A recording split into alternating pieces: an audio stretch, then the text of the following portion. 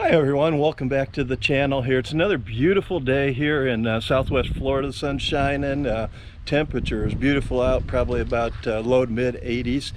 As I teased in the last video in episode 1 that I would do a little bit of information on the bikes and what we were doing to prepare them for long distance travel. So I've pushed Mizy outside here in the sunshine, and I'll give you a little bit of information about why we chose the Yamaha XT250 and some of the things that we've done to get her ready to go for a long distance trip. There were three criteria that we were looking for in a motorcycle for my wife. One of them was a low seat height so she could flat foot when the bike was at a stop.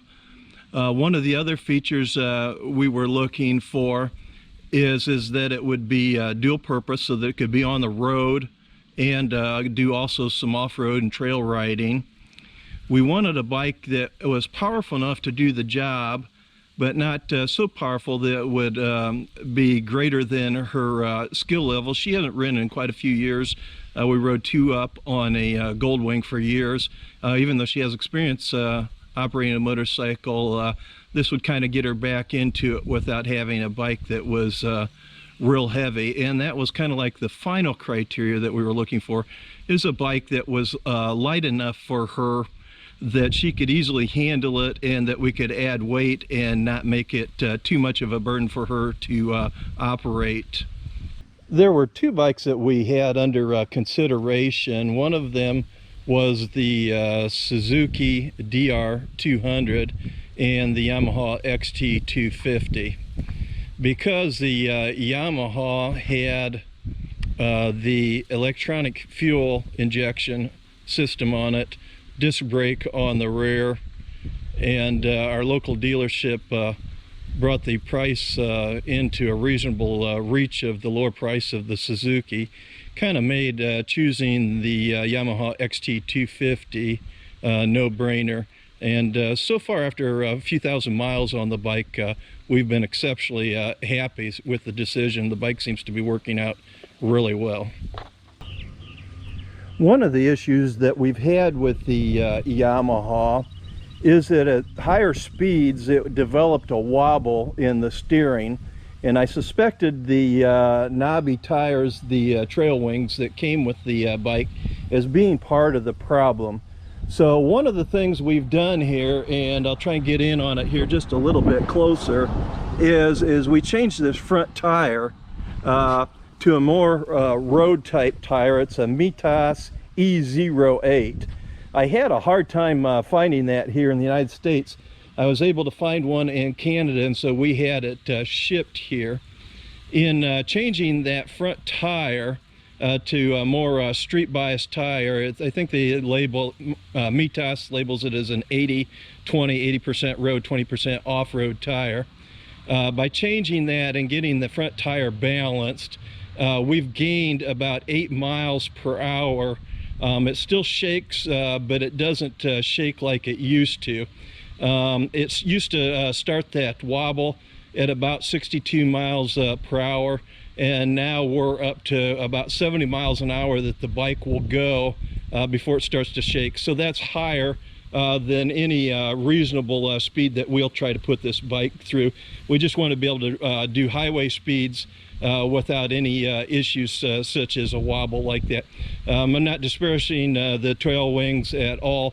In fact, they seem to be great tires, and we've hung on to that tire, and we'll probably use it if we're in a situation where we're going to be doing more off-road, and that tire will probably work just fine. It just doesn't work at the higher speeds. So we changed that out as one of our preparations. Some other things that you'll notice that we've added to the bike is the little windscreen here. It's kind of a Dakar style windscreen, slightly tinted. That has worked out real good and seems to deflect most of the air up and over my wife, so she doesn't feel as much air pressure as she's going down the road. Another thing we've done is we put these Acer Abyss, I hope I'm saying that right, or at least close, hand guards on there. The bike didn't come with hand guards. These are really high quality hand guards, and were easily able to be installed. All you have to do is cut the ends of the right in here, cut the end of the grip off to be able to insert it. That's probably the most difficult part of the whole installation. Otherwise, it's just bolt on. Also, we've added, if you can see it here, a USB charging mount. That way she'll be able to charge up her telephone and any camera gear or electronics that we carry as we go on our journeys. Currently, the only luggage we've got on the bike right now is the one that we usually leave on there all the time, just for commuting around home here and going back and forth to stores and what have you, is the tank bag. It's a Giant Loop tank bag. It's their smaller one, but it fits this smaller bike really well. There's some features that the Giant Loop has that gave it kind of a nice feature, or a little bit of a heads up about other tank bags. There's a lot of nice tank bags out there, but Giant Loops was easy to strap on, but the mounting system that you strap on is you're able to zip the bag off that mounting system, so you can remove the bag without having to remove the straps from the bike. So it makes it for security, like if you stop somewhere for the night or what have you, you can just pull the bag right off the bike and take it with you, and that makes it a lot more secure and safer for you. Another thing is you can unzip half of it and flip it over sideways and access your gas tank if your gas tank's in that location. It's just a well-designed, rugged construction for dual-purpose bikes, and so far we're super pleased with it. I think we made the right choice on that. One of the things anybody that's ridden a motorcycle at any distance at all will tell you, comfort is a major concern, because if you're not comfortable, riding a motorcycle gets to be pretty miserable. I gotta tell you, the stock seat on this Yamaha XT250 is actually a pretty good seat. I was shocked at how comfortable it was. But one of the things that I did for my wife, and I don't know if you can see it in the video here, there's a little bit of a ridge right here and a little bit of a ridge right here. What I did is I disassembled the seat. I pulled the staples out and pulled the covering off, and we put a butt buffer underneath there. It's a polymer type seat that helps cushion, and then I put that in there and then restapled the fabric vinyl back over the top of the seat. That has really added to the comfort level of the bike, and that should do a great job for long distance riding. Something else we did with the bike to try and make it a little bit more roadworthy and try and gain just a little bit of speed out of it was right behind this cover here is the drive sprocket, and the bike comes with a 15-tooth drive sprocket. So what I did was I bought a 16-tooth sprocket and installed that on the bike. It was a pretty easy installation. You just pull that cover off. You have to take the rear tire off. I didn't have to take it completely off. I just had to pull the axle so that I could push it forward enough to get the chain to loosen. Then take the old drive sprocket off. I've heard horror stories about trying to get that nut off. I had no problems whatsoever. I just used a breaker bar and it came right off. Installed the new sprocket and then readjusted the chain tension when I reinstalled the rear tire. Otherwise, it was a real easy installation to be able to put that sprocket on. And surprisingly, what the sprocket didn't gain us a ton in top speed, which I had hoped to gain a little bit more speed. Probably about 4 miles per hour is what we gained out of it. You would have to decide whether or not 4 miles per hour or not is worth changing the sprocket or not. If you're going to do a lot of off-road, you probably want to leave it just the way it is. If you're going to do a bunch of on-road, it might be changing that sprocket. One of the nice consequences of changing that sprocket out that we didn't anticipate is that historically motorcycles speedometers are off. A lot of times maybe up to 5, 6, 7, 8 miles an hour off of the indicated speed is not what you're actually doing over the land. So when we put that 16-tooth sprocket on this Yamaha XT250, one of the surprising consequences is it made her speedometer accurate. It made it to within about 1 mile per hour of the actual speed she was going. So that was kind of a nice surprise. And so that sprocket does change the speedometer. So just keep that in mind if you decide to make that modification. Another thing we did here that we put on the bike is, I don't know if you can see it right here, but these foot pegs are not the original foot pegs. We put a little bit larger style foot pegs on it. I can't remember where we got it. They're advertised on the internet. You should be able to do a search and find them. They're really nice, and they give your foot a bigger platform to stand on when you're off-roading. It's just a little bit more comfortable, and so that was a nice modification. And then down here, as I look down just a little bit lower, we added an aluminum piece to the bottom of the kickstand. It makes it sit upright just a little bit more. That was a custom modification.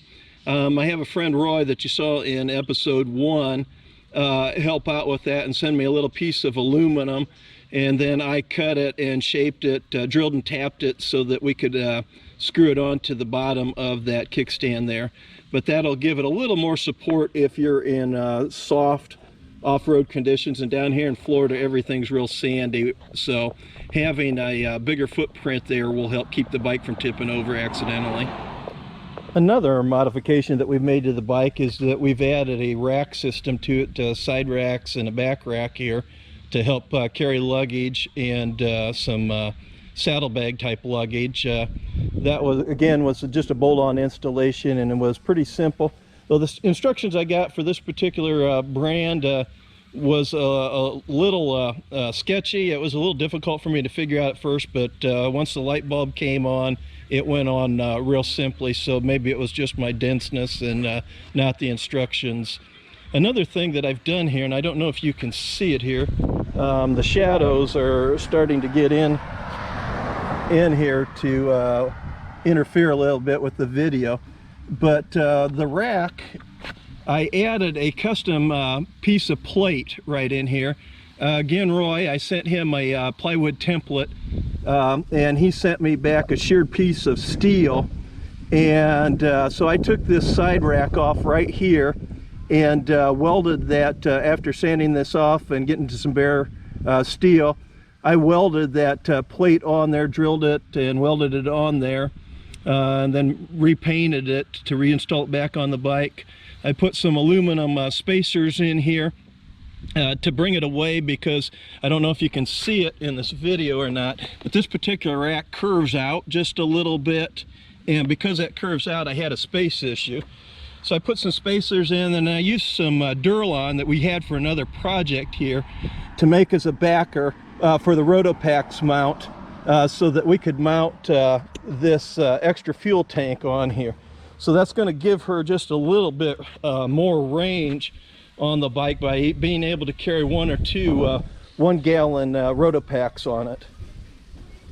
Last but not least, one of the other things that I've done here is the rear turn signals on both sides stuck out so far that they interfered with the luggage.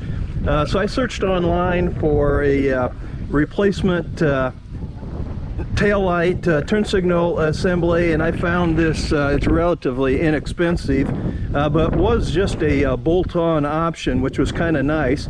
I did have to rewire things, but if you have any basic wiring knowledge at all, you'll get through the project no problem at all. It just meant removing the old pieces, removing the seat, and rewiring it.